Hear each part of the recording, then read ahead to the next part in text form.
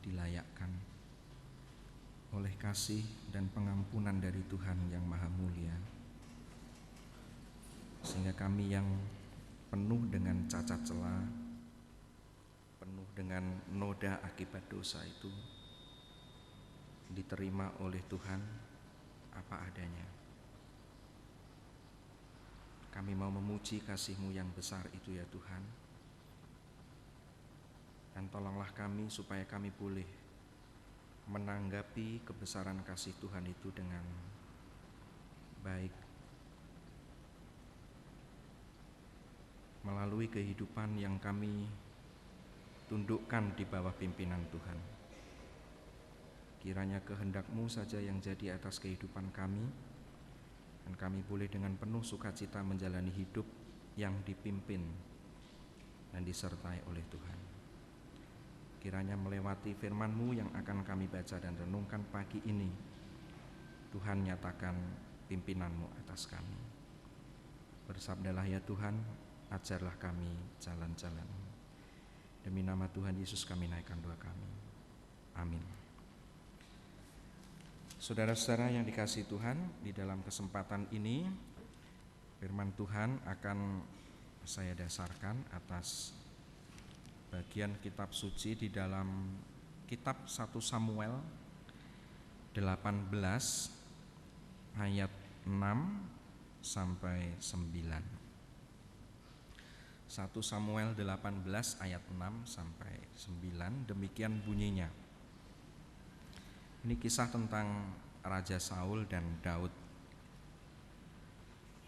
Tetapi pada waktu mereka pulang, ketika Daud kembali sesudah mengalahkan orang Filistin itu, keluarlah orang-orang perempuan dari segala kota Israel menyongsong Raja Saul sambil menyanyi dan menari-nari dengan memukul rebana, dengan bersukaria, dan dengan membunyikan gerincing. Nah, perempuan yang menari-nari itu menyanyi berbalas-balasan, katanya, Saul mengalahkan beribu-ribu musuh, tetapi Daud berlaksa-laksa. Lalu bangkitlah amarah Saul dengan sangat, dan perkataan itu menyebalkan hatinya, sebab pikirnya, kepada Daud diperhitungkan mereka berlaksa-laksa, tetapi kepadaku diperhitungkannya beribu-ribu. Akhir-akhirnya jabatan raja itu pun jatuh kepadanya. Sejak hari itu maka Saul selalu mendengki Daud. Saudara-saudara, saya memberi judul renungan ini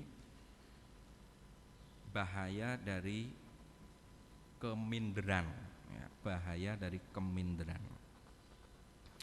Apa itu keminderan, saudara-saudara? Minder wardeg haid, begitu ya. Itu bahasa aslinya begitu, saudara. Itu bahasa Belanda. Artinya perasaan kecil diri. Ya. Minder wardeg itu perasaan kecil diri. Gitu. Tetapi perasaan kecil diri ini, saudara, berbeda dengan kerendahan hati. Kerendahan hati itu sesungguhnya orang besar, tetapi memiliki kebesaran hati untuk menerima kelebihan-kelebihan pihak lain, sekaligus menerima kekurangan-kekurangan dirinya. Nah, gejala yang muncul dari keminderan itu antara lain ketidakbahagiaan melihat keberhasilan orang lain, atau juga ketakutan bahkan melihat orang lain yang berhasil, atau ketidaksenangan ketika ada orang lain keadaannya lebih baik daripada dirinya. Nah, ini yang terjadi di dalam diri Saul. Gejalanya tadi luar ketika Daud yang menjadi pahlawan Israel pada waktu itu memimpin peperangan melawan orang Filistin. Lalu dikatakan Daud pulang setelah berhasil mengalahkan pasukan Filistin. Nah, pada waktu dia pulang, seperti umumnya para pahlawan yang baru pulang dari medan pertempuran dalam keadaan menang, mereka akan disambut dengan nyanyian, dengan tarian oleh rakyat yang bersukaria. Tidak ada masalah sampai di situ, tetapi ketika kemudian perempuan yang menari-nari dan menyanyi-nyanyi berbalas-balasan itu, kata-katanya, syair lagunya ini merisaukan Saul. Mereka menyanyi, Saul mengalahkan beribu-ribu musuh tetapi Daud berlaksa-laksa. Beribu-ribu dibandingkan dengan berpuluh-puluh ribu begitu, saudara-saudara. Perbandingan yang kecil melawan besar begitu ya. Mengecilkan, seolah-olah mengecilkan Saul dan membesarkan Daud. Saul juga adalah pahlawan Israel. Dia sering memimpin peperangan-peperangan dan mendapatkan kemenangan-kemenangan. Nah, tetapi ketika orang memperhitungkan atau menilai bahwa Daud ini lebih berhasil daripada Saul, Saul menjadi dengki hatinya. Ayat 8 tadi menyatakan, lalu bangkitlah amarah Saul dengan sangat, dan perkataan itu menyebalkan hatinya. Kepada Daud diperhitungkan mereka berlaksa-laksa, tetapi kepadaku diperhitungkannya beribu-ribu. Nah, ini merisaukan Saul, bahkan dia kemudian merasa dirinya ini tidak aman. Sehingga kemudian dia juga berkata, akhir-akhirnya jabatan raja itu pun jatuh kepadanya. Saudara-saudara, bagaimana ini merupakan sebuah gejala dari yang namanya keminderan itu. Kita melihat ada sebuah konsistenan sikap daripada Saul. Kalau kita membaca ketika dia belum jadi raja, saudara ya, ketika dia dipilih atau ditunjuk oleh Tuhan menjadi raja atas Israel,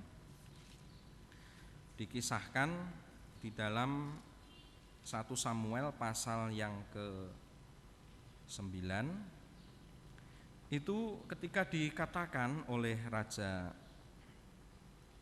Samuel ya kepada Saul, dia mengatakan demikian di dalam 1 Samuel 9 ayat 21. Tetapi jawab Saul, bukankah aku seorang suku Benyamin, suku yang terkecil di Israel, dan bukankah kaumku yang paling hina dari segala kaum suku Benyamin?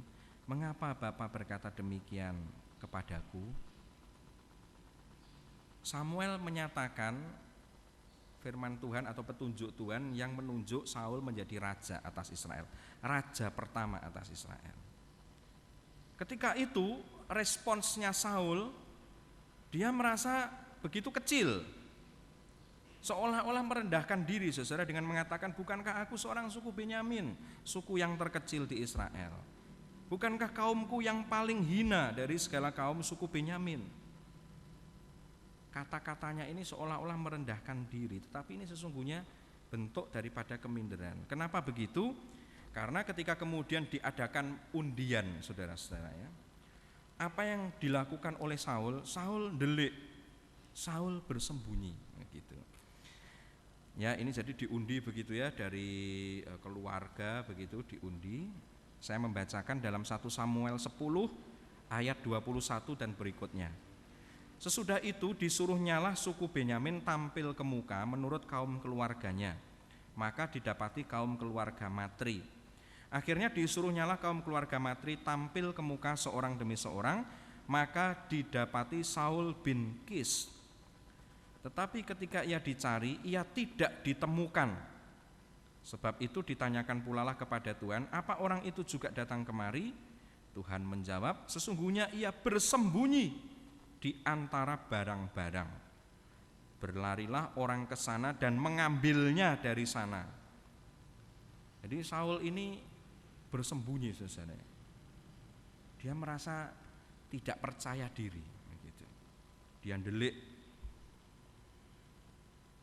Lalu dikatakan, dan ketika ia berdiri di tengah-tengah orang-orang sebangsanya, ternyata ia dari bahu ke atas lebih tinggi daripada setiap orang sebangsanya. Dari posturnya, kalau dia berdiri begitu, orang-orang sebangsanya itu rata-rata cuma sebaunya. Wah, jadi menyolok sekali saudara, tinggi besar begitu. Sehingga orang mengatakan apa di dalam ayat 24 dari 1 Samuel 10? Kamu lihatkah orang yang dipilih Tuhan itu, kata Samuel, sebab tidak ada seorang pun yang sama seperti dia di antara seluruh bangsa itu. Lalu bersoraklah seluruh bangsa itu demikian, hidup raja. Saudara-saudara, penampilan fisiknya Saul itu tinggi besar, gagah begitu ya. Nah, ketika dia keluar dari persembunyiannya, dibawa orang keluar dari persembunyiannya, tidak ada yang bantah dengan mengatakan, ora potongan rojo, gitu. Ini potongan gembala sapi, begitu tidak. Tidak ada yang ngomong kayak begitu. Mereka semuanya terpukau. Ini dia, cocok jadi raja begitu kan. Dan tinggi besar, gagah. Tidak kayak Jokowi, saudara ya. Ya, orang banyak yang awalnya itu mencibir begitu ya. Mosok koyok ngene potongan gubernur begitu kan. Wibawanya itu di mana? Kurus, kering, nyantai, sederhana begitu ya. Gayanya ngomong desa begitu. Nah, orang lihat Saul pada waktu itu, mereka semuanya ndelongop. Karena ternyata orang-orang sebangsanya itu cuma sebaunya Saul. Jadi dia betul-betul tinggi, besar, gagah begitu. Tetapi kita melihat ternyata meskipun tinggi, besar, gagah, Saul itu mentalnya mental ayam, saudara-saudara. Chicken.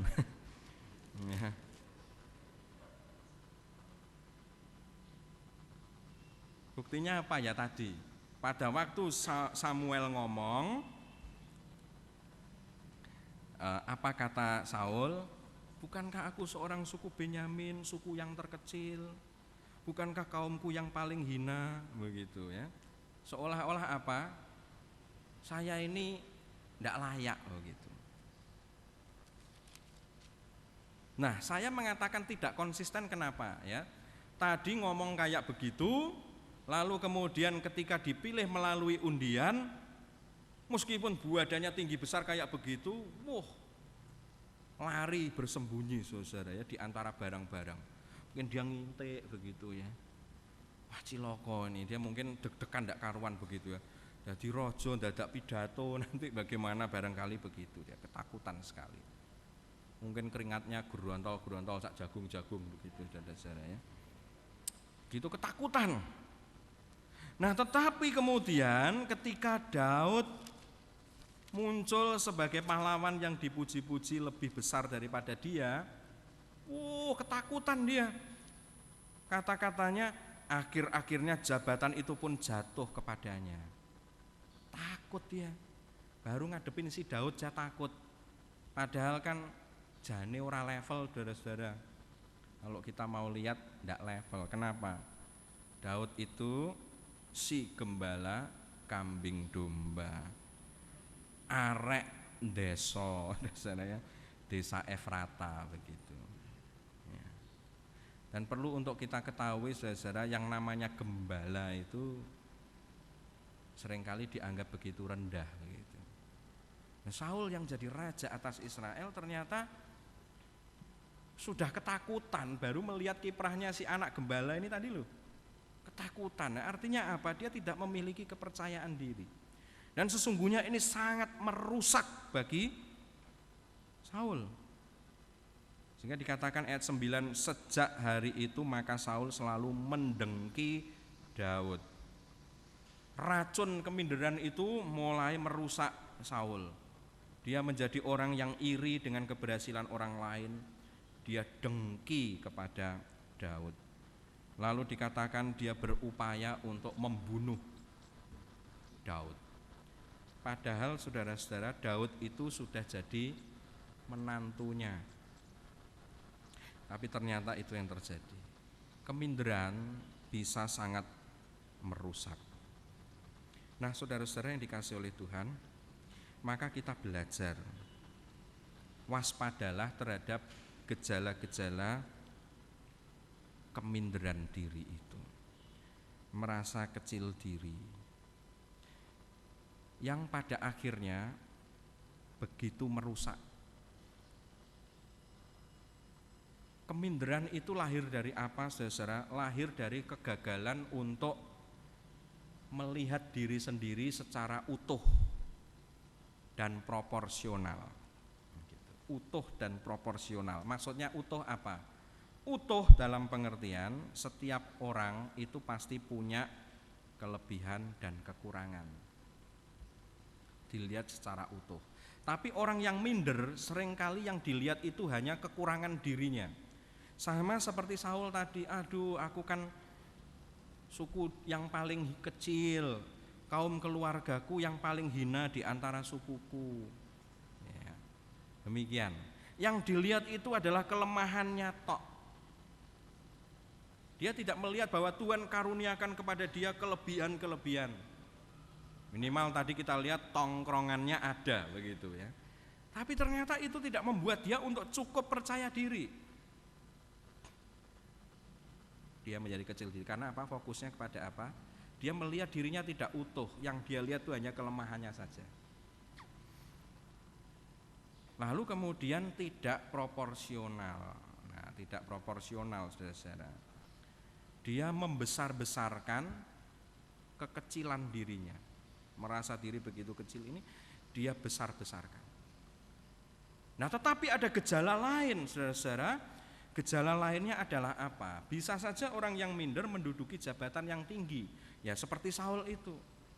Minder, kecil diri tetapi dapat kesempatan jadi raja. Nah kalau sudah jadi raja bagaimana? Tetap saja saudara-saudara, dia tidak dapat melihat dirinya secara utuh dan proporsional. Buktinya apa? Baru ada yang namanya Daud, si anak gembala, dia sudah merasa tidak aman. Ya, dia merasa tidak aman, tidak ada kepercayaan dirinya untuk berdiri teguh. Dia sudah ketakutan. Akibatnya apa? Konsentrasinya bukan lagi kepada hal-hal yang baik, tetapi iri dan dengki itu yang menguasai hatinya. Tindakan-tindakannya menjadi destruktif. Yang dia pikirkan adalah bagaimana mengamankan dirinya. Nah, saudara, mari kita waspada terhadap ini. Gejala-gejalanya macam-macam, saudara-saudara. Kelihatannya sepele-sepele tetapi itu menjadi petunjuk. Kalau misalnya ya, Anda seorang perempuan, lalu kemudian ada teman yang Anda pikir misalnya Anda sebelumnya dianggap sebagai yang paling cantik, nah, misalnya begitu, dalam kelas paling cantik. Tiba-tiba muncul ada siswa baru yang ternyata di dalam anggapan umum lebih cantik dari Anda. Lalu kemudian yang muncul apa? Yang muncul apa? Nah, ini pertanyaan begitu ya. Kalau ternyata yang muncul sirik, begitu ya, iri hati, dengki, wah ini bahaya. Nanti gejala-gejala yang muncul itu kita menjadi tidak utuh, tidak proporsional, baik melihat diri kita maupun melihat orang lain. Lalu kemudian kita tidak aman, diri kita merasa tidak aman. Lalu mulailah seperti di dalam sinetron-sinetron, saudara-saudara. Merekayasa hal-hal yang buruk. Ya. Biasanya yang dilakukan itu adalah pembunuhan karakter. Karena tidak bisa nyaingi, merasa tidak bisa nyaingi, ya, wah dia lebih cantik begitu. Lalu kemudian mencoba untuk merusak reputasi orang yang dianggap sebagai saingannya. Nah, sehingga konsentrasinya apa? Bukan kepada hal yang baik, tetapi kepada hal yang buruk. Berusaha untuk merusak, begitu, saudara-saudara. Demikian juga sama juga yang laki-laki bisa terjadi kayak begitu. Kalau misalnya sebelumnya merasa diri sebagai apa itu? Satu-satunya Arjuna, sebenarnya. Bukan Arjuna lagi, Arjuna orang kenal Pak, Don Juan, begitu ya. Yang paling terkenal, merasa badannya paling gagah, paling ganteng, paling kaya begitu. Dilalahnya ada yang lebih daripada dia. Lalu kemudian muncul gejala-gejala. Misalnya Cewek yang paling cantik yang diincer di sekolah itu kok ternyata malah dekat-dekat dengan yang dianggap saingan. Wah, apa yang terjadi? Nah, kalau yang terjadi adalah baik, mari kita bersaing secara sehat. Wah, itu oke begitu ya. Tetapi kalau kemudian yang terjadi kurang ajar ya. Mula-mula melakukan gangguan-gangguan, teror-teror kecil begitu ya. Misalnya naik motor, motornya digebesin begitu. Atau punya mobil, kacanya dipecahin misalnya aja ya. Atau remnya dibikin blong gitu ya. Macam-macam. Itu gejala-gejala ya, gejala-gejala. Atau kemudian melakukan teror-teror, intimidasi yang tidak pada tempatnya, saudara. Sama seperti yang terjadi pada diri Saul kepada Daud. Saul itu pengen bunuh Daud berulang kali, saudara-saudara. Nah, akhirnya apa yang terjadi? Saul semakin merusak dirinya sendiri oleh karena iri dan dengkinya. Maka saudara-saudara, ini merupakan bahaya yang sesungguhnya sama sekali tidak kecil. Dan kita bisa kembangkan ini lebih luas lagi kepada banyak hal. Kemampuan-kemampuan ya, keterampilan-keterampilan. Kalau Anda lihat teman Anda lebih pintar bermain musik dari Anda, apa yang timbul di dalam hati? Kekaguman yang wajar atau kemudian kedengkian, iri hati. Kalau kekaguman yang wajar, ajari dong, bagus itu. Tapi kalau kemudian yang muncul adalah kedengkian, kurang ajar ya. Mulai tak dongakno drijine do pedhot. Ben ora iso main keyboard meneh misalnya kayak begitu ya. Oh, tak dongakno jempole potol ben ora iso nyekel gitar meneh misalnya kayak begitu. Nah, itu gejala-gejala daripada keminderan. Dan itu akan sangat merusak. Kalau lihat nilai temennya lebih bagus, apa yang terjadi? Ya. Kalau sebuah kekaguman yang wajar lalu kemudian minta tolong dong aku ajarin bagian yang belum bisa, itu baik. Tetapi kalau yang terjadi kemudian ya kita marah, kita jengkel, ya, hati-hati, itu merupakan gejala keminderan yang kalau diterus-teruskan bisa akan merusak kita, termasuk di dalam kehidupan kita yang akan datang, bukan hanya hari ini saudara. Dan masih banyak hal lagi ya. Termasuk kalau Anda melihat misalnya kita membandingkan keluarga teman kita dengan keluarga kita. Kita merasa keluarga kita kok kayak begini sih, keluarga sana kok begitu indah. Kalau yang muncul adalah kekaguman yang wajar, aku ingin belajar dari sana supaya aku bisa membangun keluarga yang baik juga. Itu baik. Tetapi kalau kemudian yang terjadi kurang ajar, dia bahagia, aku tak bahagia. Daripada aku tidak bahagia sendirian, aku bikin juga dia tidak bahagia. Itu celaka, saudara. Ya. Akhirnya kita merusak diri sama seperti Saul menghancurkan dirinya sendiri. Maka mari selalu waspada dengan yang namanya keminderan.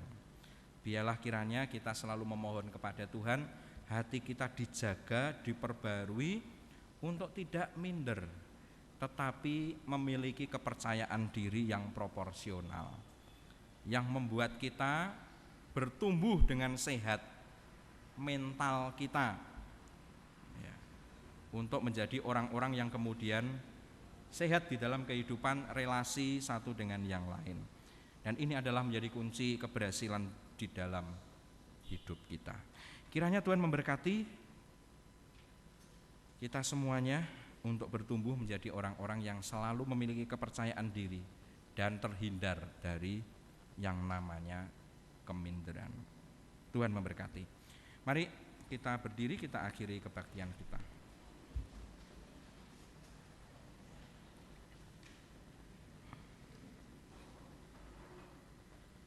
Bapa di dalam surga,